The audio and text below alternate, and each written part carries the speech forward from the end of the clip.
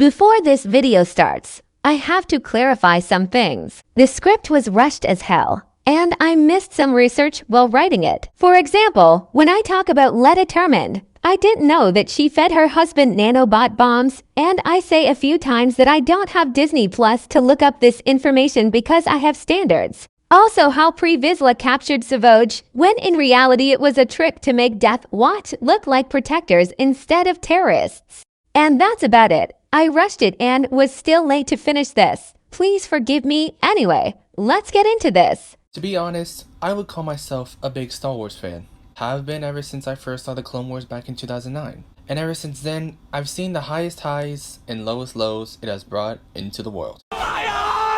And thinking back, I want to do a Star Wars related video. So here are my top 10 lightsaber fights of all time. Now for this ranking, I have a few rules. 1, it can't be from a video game because each fight can be done differently and is never really the same. 2, it has to be fights strictly with lightsabers. Not like this scene where Mando fought Moff Gideon or Ahsoka fought the Magistrate, who I have no idea who she is because I've only watched 2 episodes of The Mandalorian. Shut your stupid. And 3, the fight has to have something that stands out from the other lightsaber fights. Okay? Okay. Let's go. Ahsoka. Trusted you. I thought I could too. So why in bloody hell just Venturous. know you? I personally have nothing against this fight. There are simply better fights out there. But how is this fight here in the first place? Let's take a look at what happens before they fight. In the episode The Wrong Jedi, Anakin enters Barriss' room and takes her lightsaber from where she has it placed. Now you may be wondering, why has he done this? Is he testing his youngling slaying skills out before Revenge of the Sith? Or is it for a reason? He does this and asks Barriss questions about Ahsoka, who at this time is being framed for the murder of Letta Termond, a woman who bombed the Jedi Temple as a stance against the Jedi becoming soldiers and no longer peacekeepers. But Barriss killed Letta before she could reveal that Barriss taught her how to make a nanobot bomb and place it near the temple. Ahsoka was framed for the murder and lost her status of Padawan and was expelled from the Jedi Order. But Anakin knew she was innocent and wouldn't stop at discovering who was responsible for Letta's death. First, he suspected Asajj Ventress, someone who caused trouble for the Republic for a long time, but she revealed that she had nothing to do with Letta's death, but knew who was responsible. Barriss. Anakin then confronts her, finds out she caused the bombing and murder, and they fight. They keep going until temple guards say to them, Cease hostility! which I think is a fitting tone for these guards. They show no impartiality to Anakin or Barriss. They only demand for each other to stop fighting. Barriss then jumps out of a window, and they continue to duel until they end up near some younglings. And here is where we see Anakin use his power to overpower Barriss, as if being in the presence of younglings makes him angrier and rageful. I sure hope he doesn't repeat this later in the future. That would be sad, would it? But anyway, Anakin wins. Now I really like this fight. It's well animated, it has a lot of emotion in it, and I love how it shows that Anakin would do anything to protect his Padawan who he has cared for many years, who he sees as his sister at times, and at others, his daughter. But if you've seen this episode, you know what happens next. Barriss confesses to the crimes, the Jedi Council welcomes Ahsoka back into the Order, but she chooses to leave the Order to figure out what she wanted to do with her life. And that end of the story is one that won't be discussed here for time's sake. Just give it to me! Like you said, only the strongest shall rule. This duel is definitely a unique one in its own right. The fighters are Maul and Pre-Vizsla. Maul is a fallen Sith Lord, Get it? disgraced by his master and left to himself for 12 years, kept alive only by scavenging and Fueled by my singular hatred for you. Vizsla is the leader of a Mandalorian terrorist organization called Death Watch. Vizsla's dream is to overthrow the pacifistic leader of Mandalore, Duchess Satine Kryze. He does many dark things to get to where he is. He plans many assassination attempts against the Duchess. Like seriously, how did she remain a pacifist when she saw death on a daily basis? Not to mention he murdered an entire village for whatever reason. I haven't been able to watch the Clone Wars because I don't want to pay for Disney Plus, so my knowledge is kind of vague to be honest. I know what I have to do, but I don't know if I have the strength to do it. Not to mention mutiny, commits a coup d'etat, and somehow imprisons Savage Opress, Maul's brother. So anyways, in the episode Shades of Reason, Maul straight up chokes this random Mandalorian and challenges Vizsla. One warrior to another, and only the strongest shall rule Mandalore. And what ensues next is one of the best fights I've seen, where a non-Force user goes up against someone as powerful as Maul. Now it's easy to see that Maul could have used the Force the entire match and won right away, but he wanted to show Deathwatch he is a cunning and good warrior, even able to fight Vizsla in an honorable way. Vizsla fights in the way of the Mandalorian, with his jetpacks, wrist gadgets, blasters, and anything else he has. But in the end, Maul wins the duel, slices Vizsla's head off, and turns Mandalore into a war zone for the 100th time. Hey, what I have for you. Can I open it now? Of course, sweetheart. It's your birthday.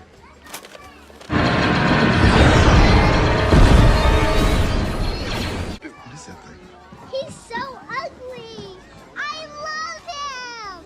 Again, nothing special about this fight, just that Vizsla can't use the Force, that's all.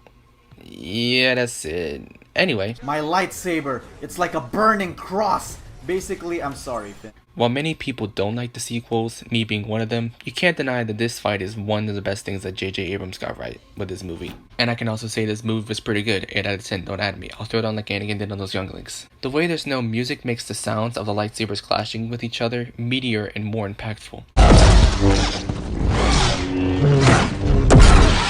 It makes each scream feel like it's right in front of you. And especially with how real the blades look, you feel like Finn is actually getting stabbed with plasma cross guards. And when Finn hits Kylo's arm, it just screams super realistic. And this isn't even the best fight on this list. Just wait till we get to number 1.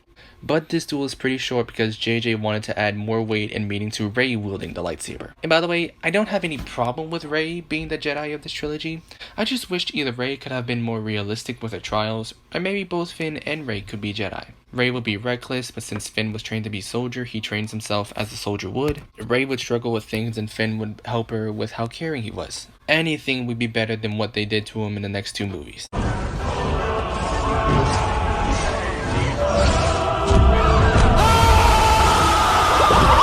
Here's General Grievous. Many people love Grievous, especially me.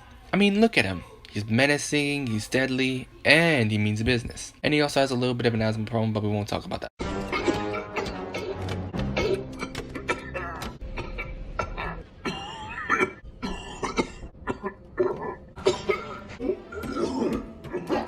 Well, anyway, this duel takes place in Gendy's 2003 Clone Wars series, which, fun fact, is what Dave Filoni based his Clone Wars on, at least when it came to character and character design. In the episode simply called Chapter 20, we first see Jedi Master Dr. Beric asking for help from Obi-Wan, saying that there is a general that is unstoppable and can't be matched. He is then slain, switching to an overwhelming force of super battle droids. We then pan to Ki-Adi-Mundi, running around to get a good look, then returning to a group of 5 Jedi. Shakti, Tarser, Aayla Secura, Kruk, and Shaggy, who Gendy said was based on Shaggy from Scooby-Doo. So now we have proof that Shaggy can transcend time and space just to become a Padawan. I mean, there's no way they can lose this fight. Gendy did the impossible. He made a character strong enough to kill Shaggy. What are you doing? What? Wait. Yo, you straight? Yeah, I'm good. No, it's been a long fight. It's been a long fight, and I just had to have a warrior spirit, and that's all. So I'm just. Don't start that. No, I'm good. I'm just regrouping. After that horrific scene, we switched to the remaining Jedi and waiting, watching, anticipating the madman to come from any direction. But while they look for him, he comes from the one place they didn't expect, up. He then strikes, unleashing a volley of lightsaber strikes that remind me of Gumball doing spins on an uneven bar.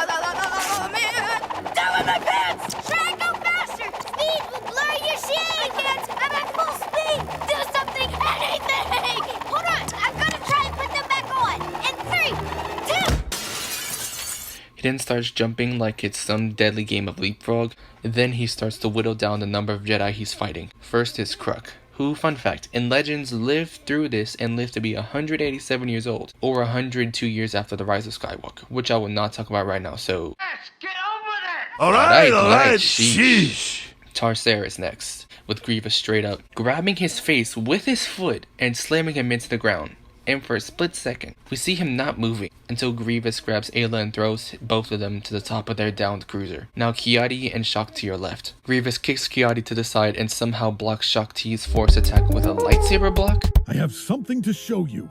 Something you won't believe. Look, I've been around the world, okay? Whatever it is, I'll understand. There is nothing about this I understand. Hopefully one of you guys can, because I don't know what that was at all. Now Kiadi remains. He fights desperately, and is almost defeated, until a group of ARC troopers get involved, chasing Grievous off long enough to get Ayla and Shaak Ti to safety and escape. This honestly makes me a little sad that he wasn't this OP in Revenge of the Sith, but I guess that made sense since the focus was on Anakin and not Grievous. But even in the Clone Wars, she still felt like he was holding back. Like, compare this.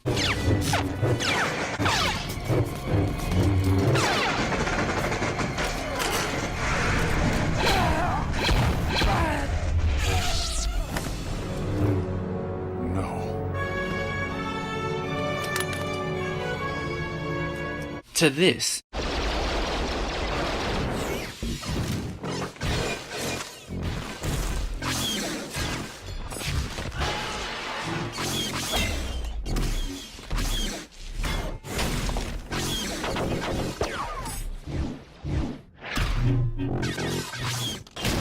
I don't blame Filoni for making him less savage-like, but I don't know why he was only this brutal here. I guess we won't know why, so... Hello, Kanan Jarrus. A lot of people don't like Rebels. I mean, it's alright, like...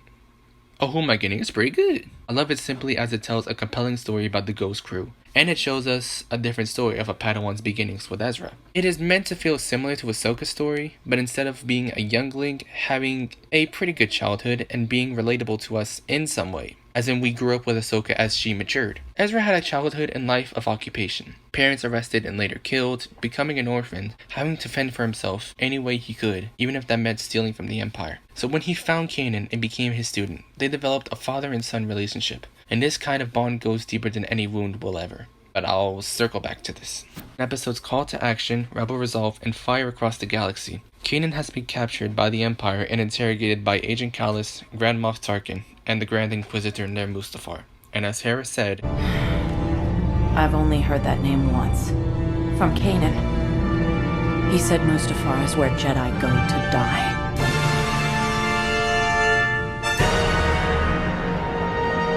So the Ghost Crew go to rescue Kanan and are successful, but then run into anti-dental hygiene in the reactor room of Tarkin's destroyer. Kanan fights him since he's more skilled, even after electric interrogation. As Kanan is stuck in a precarious hold, Ezra takes Kanan's lightsaber from the Inquisitor's hip and tries to help Kanan. He isn't much help, being he's just a learner and not trained to fight someone as skilled as the 10th dentist that doesn't approve of a toothpaste. Sock Puppet then knocks Ezra off the catwalk they're on, and for a bit, we think he's dead. I believe this is the first duel on this list that had something more than hate and good. It had sorrow, fear, and realization. Sorrow that Ezra's dead, fear from the Inquisitor for a split second, and the realization that Kanan no longer has to fear losing Ezra, since he's presumed dead.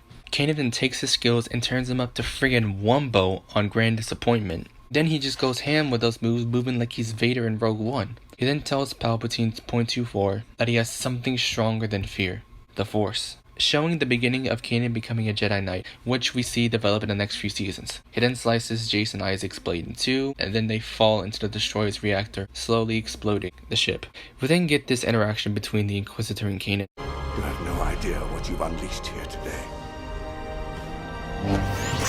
There are some things far more frightening than death.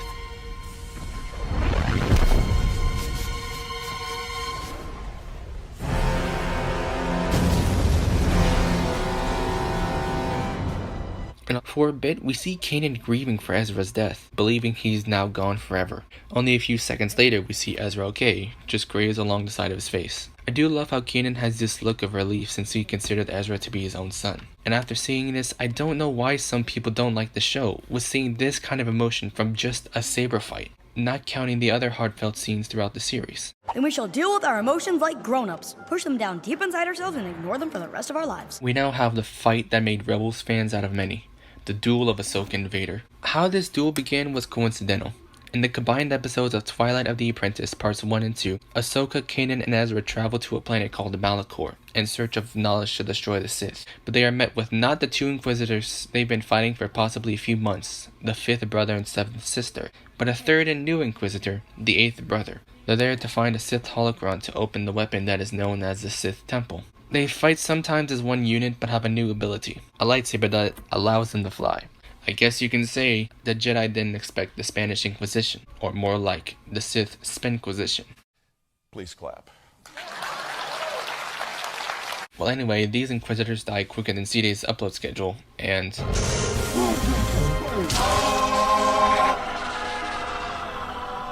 then we cut to Ezra versus Vader having a little duel, but Vader effortlessly slices Ezra's lightsaber, and it looks like the end of Ezra, but then Ahsoka comes in clutch with the save. It was foretold that you would be here. Our long-awaited meeting has come at last. I'm glad I gave you something to look forward to. We need not be adversaries. The Emperor will show you mercy if you tell me where the remaining Jedi can be found. There are no Jedi. You and your Inquisitors have seen to that. Perhaps this child will confess what you will not. I was beginning to believe I knew who you were behind that mask. But it's impossible. My master could never be as vile as you. Anakin Skywalker was weak. I destroyed him. Then I will avenge his death. Revenge is not the Jedi way. I am no Jedi.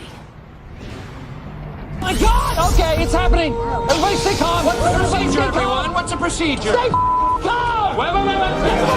Calm down! No! As this duel begins, we hear this angelic harmonization, and soon after, intense action, with Vader and Ahsoka fighting for different reasons. Ahsoka is fighting to avenge her master's death, who Vader said he killed, and in actuality, he did kill, as in spirit, saying that the spirit of Anakin is dead, and Vader is what remains. And seeing that Vader was moving this fast and effortlessly felt weird to many fans, since this episode and duel aired on March 30th, 2016. But then Rogue One came out on December 16th of the same year, so it calmed down many fans when they saw Vader move like this, since his suit makes it hard for him to move very fast, as we see in the entire original trilogy. They take the fight outside, where Vader force pushes Ahsoka off the side of the temple, but then she returns and basically says, He really did it! He did it! As Ahsoka brings herself to her feet, she hears Anakin's voice. A voice she hasn't heard in a long time. We have this music that can give one feelings of curiosity, fear, realization, and longing, as in longing for Anakin to turn. Even as Ahsoka says, I won't leave you. Not this time. Vader's sliced mask gives us the same sound he gave off when he threw Palpatine off the ledge into the Death Star and was dying in his son's arms. We then hear this mystical music that sounds off-putting, like you know what's going to happen next. But as we know, it isn't his time yet, and not even his own Padawan can redeem him. As we wait for Vader's answer, we see his pupil dilate, even without his full face being shown. His manner gives us a good picture of what it looks like. As this answer is said, Then you will die. And he ignites his lightsaber. His voice sounds like a mix of Matt Lanter and James Earl Jones, something similar to what we would see in Obi-Wan, but he wouldn't give us a heartfelt scene, more like a heart-wrenching one. Ezra runs to help Ahsoka, but she uses the Force to push him away, so they can finish what would need to be finished. This duel actually ended abruptly, with this episode airing on March 30th, 2016, then not being complete until February 26, 2018. We all knew the ending of this duel, or so we thought. For months and years, Star Wars theorists theorized about what happened, but I am a simple man. I wanted to believe she was alive, but few people have ever fought Vader and lived to tell the tale. And when the conjoined episodes of Wolves and a Door and A World Between Worlds, it was confirmed that she had, in fact, died.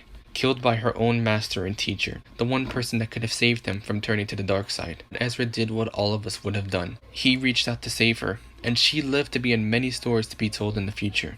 As it was, Ahsoka wouldn't pierce Vader's heart. That would be for another one far younger and more powerful.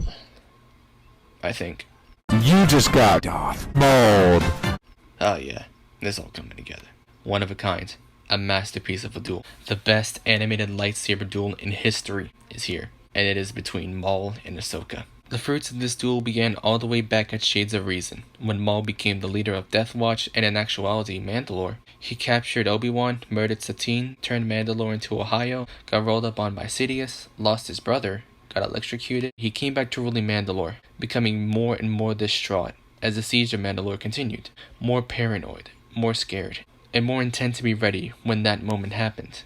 In the episodes Old Friends Not Forgotten and Phantom Apprentice, Ahsoka is requested by Bo-Katan, Satine's sister, to help take Mandalore back from Maul. But she needs the Republic cell to lay siege to the capital city of Sundari, a city that was once known for peace, now in utter chaos. Fast forwarding, Ahsoka pleads with Anakin, Obi-Wan, and Admiral Yularen to give aid to Bo-Katan and her men. They reluctantly agree, sending parts of the 501st and 332nd to help Bo-Katan's forces capture Maul, and to bring his reign of tyranny to an end.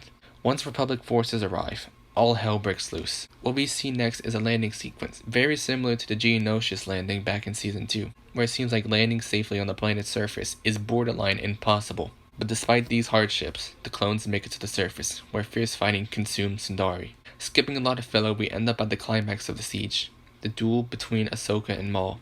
It begins with a confrontation of Bo-Katan, Rex, and Ahsoka meeting Maul in his throne room. They exchange words, and Maul releases Jesse, one of Rex's closest friends. Then we have the beginning of one of the most conflicting moments fans have had with watching Maul. The fact that he somehow knew everything about the current situation. He knew about Ahsoka leaving the Jedi Order. He knew something horrifying was going to happen before it did. He knew about how Sidious was behind everything about to happen, but he was not powerful enough to stop him. Side note, can we talk about how mature and elegant Maul can speak? Justice is merely the construct of the current power base. A base which, according to my calculations, is about to change. The Jedi Order is powerless to stop him, but he says that maybe he and Ahsoka can. We have a long pause, which is preceded by an explosion.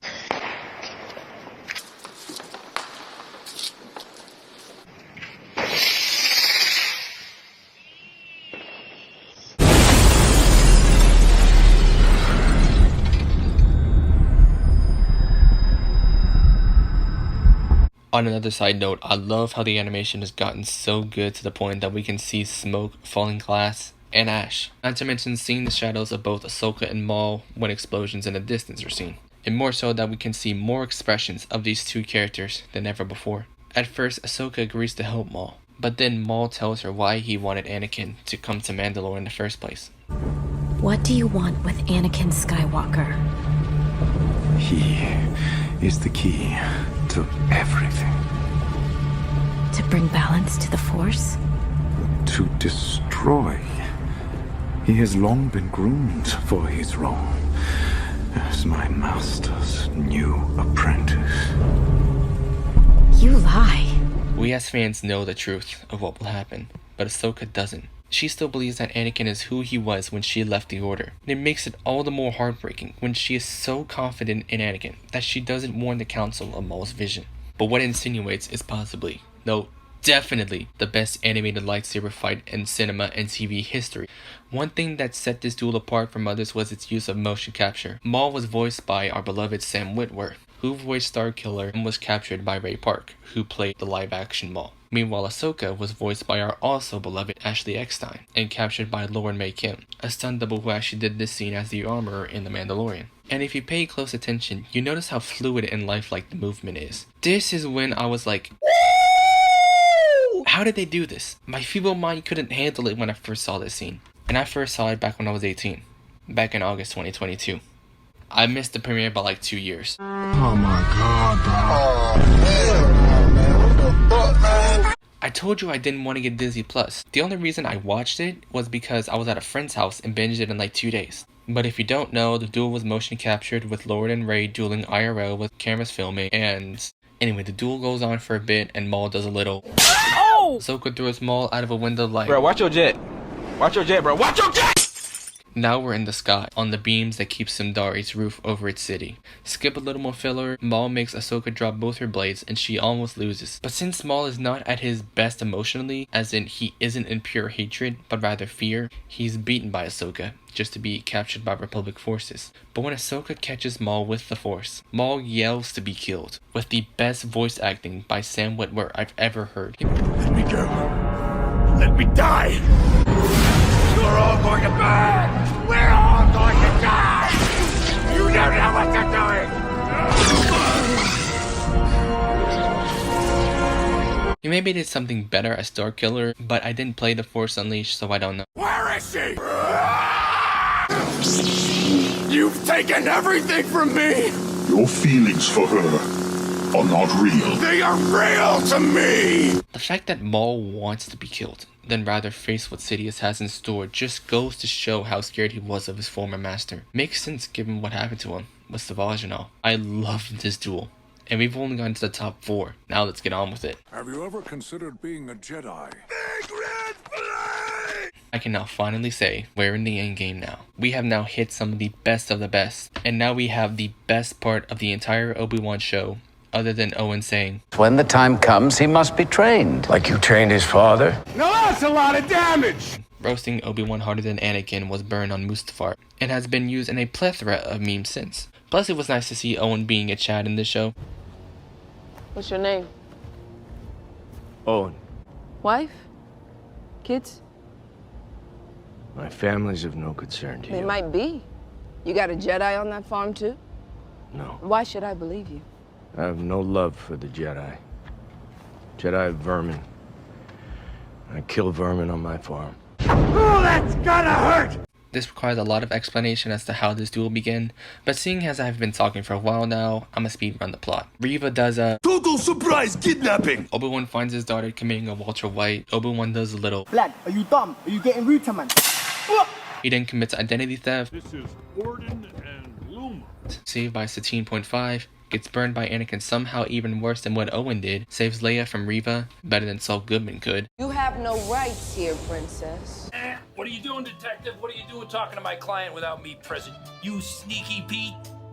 What did the Academy hire you right out of the womb? Nice try. What? I hope you like pain. No.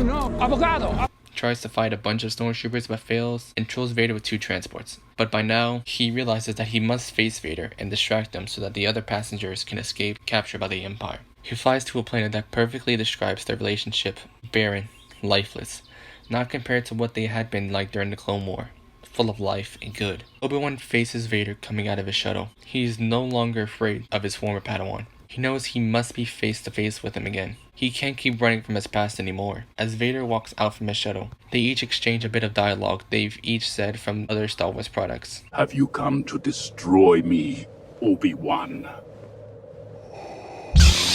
I will do what I must. I will do what I must.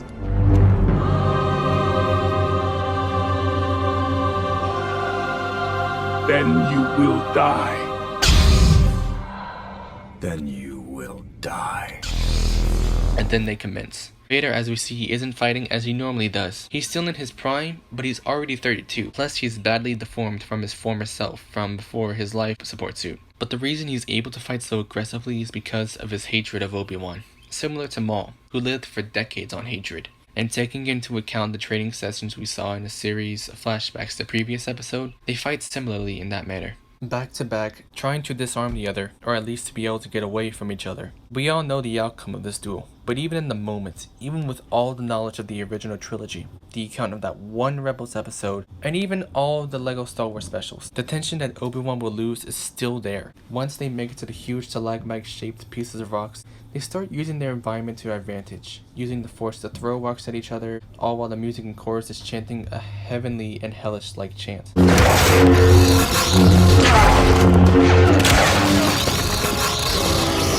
Sort of like Jesus versus Satan, good versus evil, and it makes sense since this duel, in my opinion, is one of the most, if not the most, realistic live-action duel ever. Taking into account what we've been through during all 6 episodes of the Kenobi series, the emotion, the hate, and the sacrificial way Obi-Wan lures Vader's attention from others he wouldn't mind killing himself, just so he would put all of his focus on Kenobi. Makes you feel like the entire series was leading to this one duel, and that the ending was the best part of the show, other than Owen. Like you trained his father? As I said, the environment is unique in that whenever one of them hits the rocks, you can see little bits of rubble, dust, and of course, sparks fly off of them, which I think is some neat details they put in. Also, I love how Ewan was able to do these somersaults despite the fact that he's now in his 50s. Now that is character dedication. Plus it makes sense in his age since in canon, Obi-Wan is only 48, while Ewan is 51. So, pretty close. Anyway, they throw some rocks around and Vader makes a crater.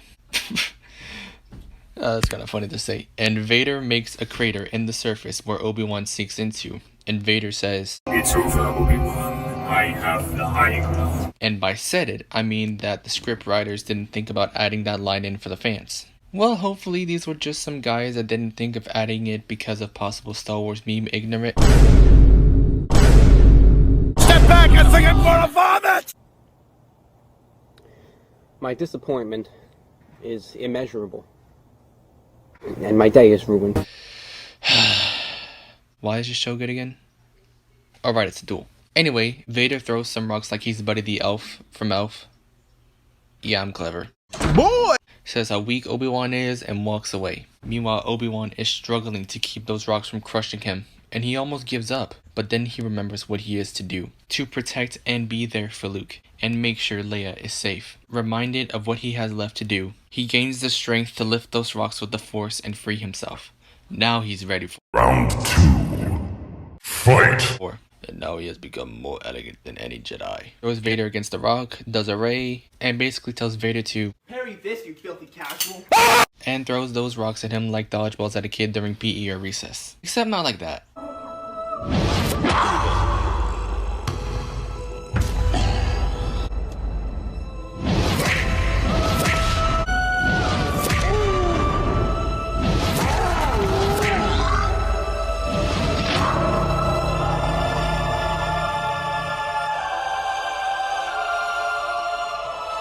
Yeah, that's more like it. Then he starts going ham on Vader's life support, like a lot. Slices his back, and then does what Ahsoka would do in the future. Slice a side of his helmet. Obi-Wan has won, but now we see a side of Vader that we've never seen.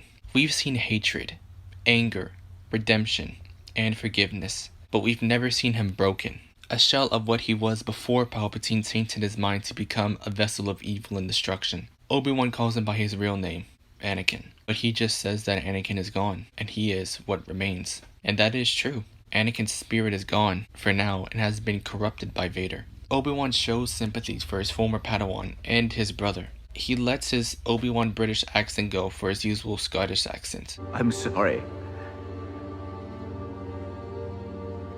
I'm sorry, Anakin. For all of it. He still blamed himself for what happened to Anakin. But he says this. I am not your failure, Obi-Wan. You didn't kill Anakin Skywalker. I did.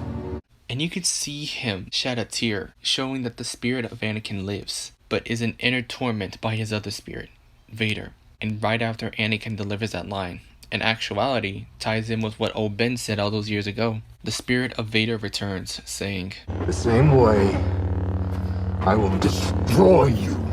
Even with a bit of Vader's voice mixing with Hayden Christensen's, which is the icing on top of the cake. Or in this case, the light on top of the man. Even when he says that, Obi-Wan now sees that all of this isn't his fault, but it was Anakin's own. He made the choices that made him what he was, even if others were to blame, such as Yoda, Windu, Luminar, and others who didn't listen to him when he needed help badly. Now he's just a broken man desperate for help, but too caught up in Vader's spirit to accept or even ask for it. Obi-Wan is still distraught and no longer calls him or refers to him as Anakin. Just says Darth. Then at the very end, he lets out a scream that would later be finished by Maul in 7 years' time in the canon timeline. Obi-Wan Kenobi! This duel was exactly what we needed to add more emotion to their relationship. Do I believe it warranted the existence of the show? Probably not. Do I believe the show was a necessary feat to watch in order to see this duel? Yes. Yes, it was. It was worth it. Not to mention Owen or Qui-Gon reappearing. Those were probably the best moments of the Odd way to hold the standard one-bladed lightsaber. 2 blades. That is so cool. This duel right here is what began the new age of lightsaber fighting. Before, they just looked like two old men with arthritis trying to kill each other. And then they slowly became faster, more intense. But this duel here sped up that process for the best duels to even be seen in Star Wars. Again, to skip more filler to get to the point, because this duel happens in the third act. You were right about one thing, Master. The negotiations were short. There's always a bigger fish. Are you an angel? A surprise, to be sure, but a welcome one. Now this is pod racing. Now we've reached the duel, and fittingly, we hear the score, Duel of the Fates. This score is so fitting, but the fact that I've seen many praise this score for itself alone, not just for what it's used for. Many have said if this was made during the era of Beethoven and Mozart, It would be considered a classical song, among many such as Pure Elise and The Hall of the Mountain King, A Midsummer Night's Dream, and so on and so forth. Maul, formerly Darth Maul, is sent to kill both Qui-Gon and Obi-Wan because he was trained to be the most powerful Jedi assassin, someone that can give Ventress a run for her money. He appears on the other side of the opening blast doors. I am Darth Maul. I am.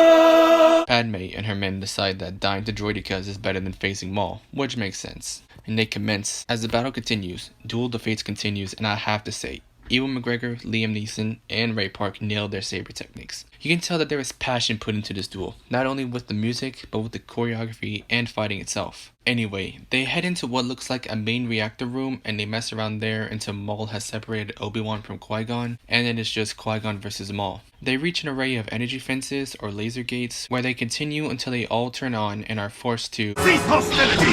And here we get to see how they are in tune with the Force. Since Maul is the Sith Lord, he is treading right to left until the doors are brought down. Obi-Wan, the Padawan, has his blade turned off, but in hand for when the doors open. But Qui-Gon is at peace. Being a Jedi Master, he is able to trust in the Force, no matter what. Sort of similar to Jar Rota Paul. He is seen meditating with his lightsaber not even drawn. He's not as powerful as Yoda, or as stubborn as Windu. He may be more open to listening as Yaddle, but is one of the most powerful Jedi to ever be. Not because he didn't follow a code, he followed the will of the Force, trusting in it completely. He is so confident in the Force that he is meditating in front of a man that is trying to kill him. But the fighting has to finish, and so the doors are opened. Maul and Qui-Gon get at it again, with Obi-Wan rushing to help his master. But again, he is too late. The doors close again with him right behind the last one he had to get through. Qui-Gon and Maul duel around for what is presumed to be a big hole. Thanks, Captain Obvious. They get at it and look pretty evenly matched, but in the end, Maul hits Qui-Gon's arms with his lightsaber hilt so as to stop Qui-Gon from getting into a defensive form and stabs the man. Obi-Wan then lets out a scream that is seen to be a close enough match to the first movie of every different trilogy.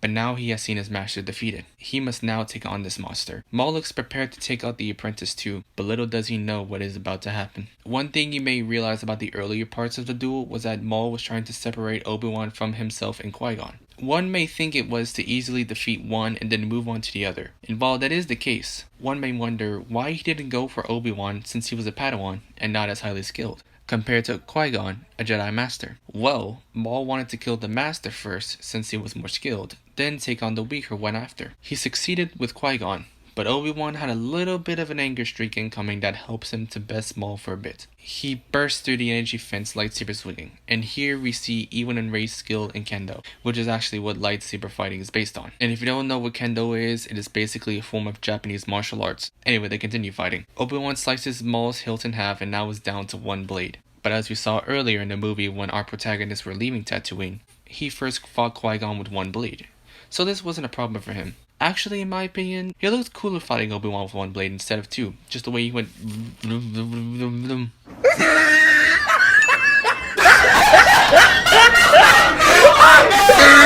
But then he uses the Force on Obi-Wan, pushing him into the hole, holding onto what looks like some weirdly shaped light. And for some reason, Maul feels it necessary to show his dominance by slicing part of the floor? Huh? Even when I was younger, I didn't know why he didn't just kill him. But then we remember, Obi-Wan has plot armor and can't die now. So he jumps over Maul, using the Force to use Qui-Gon's lightsaber, somehow without being killed by Maul in the process, and it's sliced in half. When I saw this for the first time, I thought Obi-Wan stabbed Maul, not sliced him, but besides that, he falls down that hole, half the man he used to be. Why are you boring me? I'm right. After Maul is defeated, Obi-Wan runs to his master, holds him in his arms, and Qui-Gon asks for him to train Anakin, saying that he is the chosen one, the one who will bring balance to the Force and destroy the Sith. One more thing I would like to add about the music being called Duel of the Fates, or more likely, I will let Dave Filoni take over for this bit. I love the lightsaber fight with Darth Maul, not because it's a lightsaber fight, but because George is so good at crafting why that fight's important every time. Like, you know, the Obi-Wan Darth Vader fight isn't like the most wonderfully staged necessarily combat that you're ever going to see, but there's so much at stake. It's so meaningful when Obi-Wan dies that we all feel like Luke. In Phantom Menace, you're watching these two Jedi in their prime fight this evil villain. Maul couldn't be more obviously the villain. He's designed to look evil, and he is evil, and he just expresses that from his face all the way out through the type of lightsaber he fights with.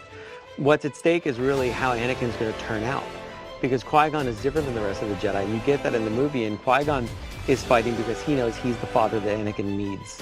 Because Qui-Gon hasn't given up on the fact that Jedi are supposed to actually care and love, and that's not a bad thing. The rest of the Jedi are so detached, and they've become so political that they've really lost their way. And Yoda starts to see that in the second film. But Qui-Gon is ahead of them all. And that's why he's not part of the council. So he's fighting for Anakin. And that's why it's the duel of the fates. It's the fate of this child. And depending on how this fight goes, Anakin is his life's gonna be dramatically different. So Qui-Gon loses, of course.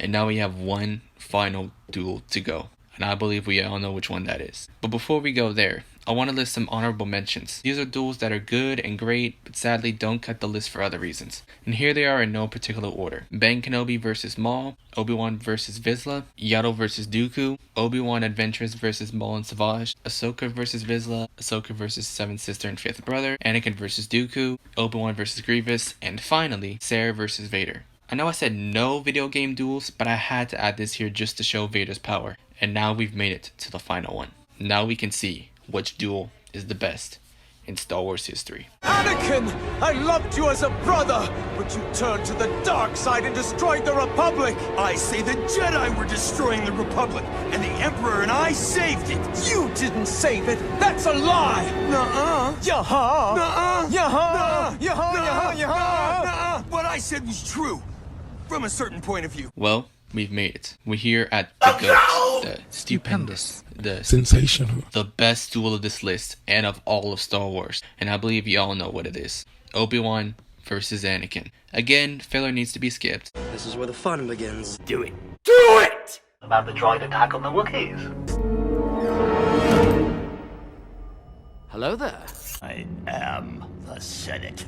Now we can continue with the story. Palpatine has just ordered Order 66 to take place, which is the order where every clone of the Grand Army of the Republic is to systematically kill all the Jedi, Master and Padawan. Many Jedi that we love, such as Aayla Secura, Plo Koon, and more recently Jabba T'Pol, are now gone. The 501st, led by Anakin, lay waste to the Jedi Temple, killing many, and all of those younglings are dead. After this, Anakin travels to Mustafar to kill every separatist leader and order a shutdown of the droid army. After this, Padme flies to see her husband to get some clarity on what Obi-Wan said about him. Anakin plays it off, saying that he wants to turn Padme against him. Padme persists until she hears Anakin is not himself. He has become deranged, rash, more of at least. And he has become so different from himself that even Padme is saddened at hearing him. I mean, it's your own fault. You married a man who committed a Tusken Raider genocide, and now a Jedi one. She keeps saying that he sees the change in him, but he says that she is just turning against him, like he believes the Jedi did. But it is too late. Obi-Wan walks off the ship,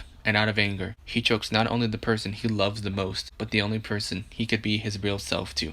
Obi-Wan presses for Anakin to let Padme go, physically and figuratively. Anakin does what all Sith do, blame others for their mistakes. You turned her against me! You have done that yourself!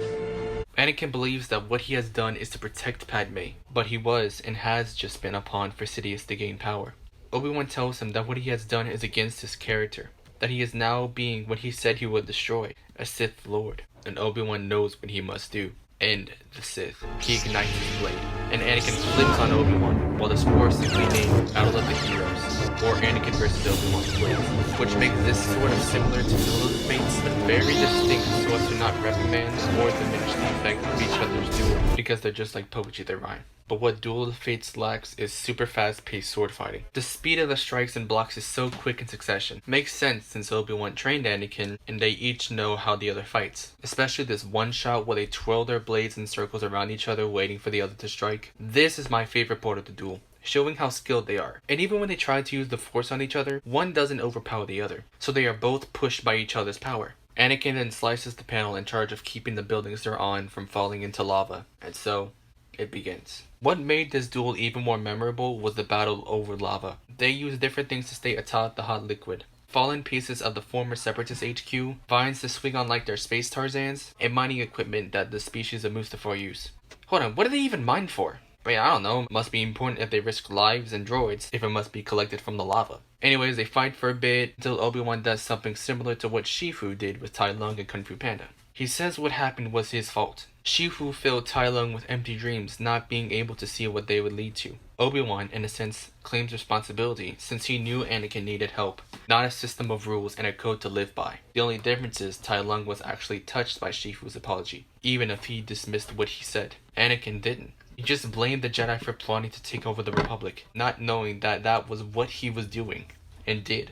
Our duelists continue, becoming more and more exhausted as they go on, and then we get to this. It's over, Anakin! I have the high ground! Masterpiece. Well, Anakin tries it and gets a Darth Maul treatment, just a little off the bottom. And now we've finished. Anakin has lost. His legs are gone, but Obi-Wan can't leave him. What he has done was what he thought was right at the time. And even though Anakin chose to go down this path, Obi-Wan tried to stop him, if not to end him. In agony and pain, Obi-Wan reminds Anakin of the prophecy, the one Qui-Gon saw in young Annie all those years ago. That I don't know about you, but when I hear Ewan yell like he did, You were the chosen one! It was said that you would destroy the Sith, not join them! Bring balance to the Force, not leave it in darkness! I actually cried. Every time I watch it, I cry. They loved each other, even though the prequels didn't show this entirely. The Clone Wars did a better job of having them have a brotherly bond, but all of that didn't mean anything anymore. Anakin threw it all away for a lie he was told, a lie he wanted to believe, a lie he has made come true. And all Anakin can say is, to show what the spirit of Vader thinks of Obi-Wan's love, even Padme's, his anger and sadness, all thanks to Hayden Christensen, is heartbreaking. It makes one really feel for this man, the man who had a master from his childhood to death. Masters that were either money-hungry, like Watto, caring, like Obi-Wan, or evil, like Palpatine. And then Obi-Wan still has the heart to say that he was Anakin's brother, or rather, that Anakin was Obi-Wan's brother. And now he is a broken man. It's like when siblings fight. You don't love them for a bit, but after a while, you move on. But for Obi-Wan, I think it's a little more complicated. He still loves the spirit of Anakin, or what he was. Deep down, he will still love the child he mentored, the kid he raised, and the man he bonded with. Now that man is sliding down into a lava pool, lost everything that loves him and all he loved to protect what he loved. And now that man is on fire, having to deal with inner torment as well as actual torment. Now I see why he burned Obi-Wan alive in episode 3 of the Kenobi series. To make him feel the same pain he felt all those years ago. But Obi-Wan can't bear to see this monster of a man suffer, no matter what he did. But he leaves him to die. But this is where he should have used Columbus' second rule.